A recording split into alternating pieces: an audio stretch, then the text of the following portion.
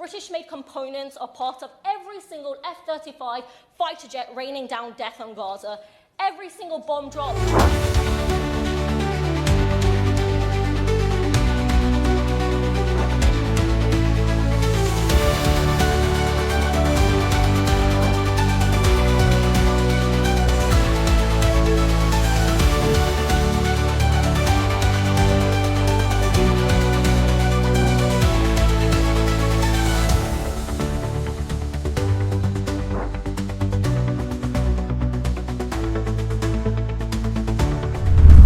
Unfolding in Gaza is a deliberate, unparalleled human catastrophe. This is not merely a crisis. This is genocide. This is extermination. And these aren't just my words, but the conclusions of the UN Commission of Inquiry. In northern Gaza, over 400,000 Palestinians are trapped under relentless Israeli bombardment. Families fleeing are gunned down, and so-called safe zones are turned into death traps. Children are killed on the streets, with 5 to 9-year-olds, the most killed age group in Gaza, and families are burned alive by incendiary weapons. Hospitals, schools and refugee camps are obliterated, and since the 1st of October, essential aid has been blocked by Israel. Gaza is starving and its health system has collapsed. Diseases like polio have returned, and the UN describes the situation as apocalyptic. The so-called humanitarian zones in southern Gaza also offer no refuge. Over 1 million people crammed into unlivable conditions. These are not evacuations, they are forced transfers, war crimes under international law.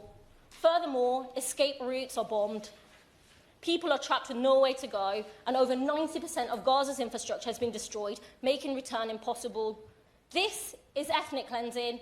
Israeli officials brazenly promised it, and they delivered it. The International Criminal Court and UN experts also confirm it. Targeting civilians, blocking aid, and destroying survival infrastructure meet the legal criteria of genocide, despite what the Prime Minister says at PMQs. So what has the UK done? Far from neutral, the UK is an active participant in genocide. British-made components are part of every single F-35 fighter jet raining down death on Gaza. Every single bomb dropped, every single life lost bears the stain of British support. This complicity is undeniable. Yesterday, in a hearing at the Royal Courts of Justice, the government admitted 2 chilling facts. One, there is a clear risk that UK-made weapons, a UK-made F-35 parts could be used in violations of international humanitarian law. Secondly, the government's own assessment made on July the 24th, 2024 concluded Israel is not committed to complying with international humanitarian law. These admissions trigger the UK's legal obligation under Criterion 2C of the Strategic Export Licence Criteria, stating exports cannot be allowed if there is a clear risk of misuse. Despite this, the government has allowed exports to continue for 5 weeks, during which over 1,700 Palestinians were killed.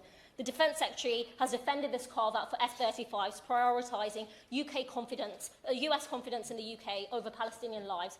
How disturbing. The UK government has a duty to prevent and punish genocide, and by refusing to act, it not only just risks complicity, but criminal liability.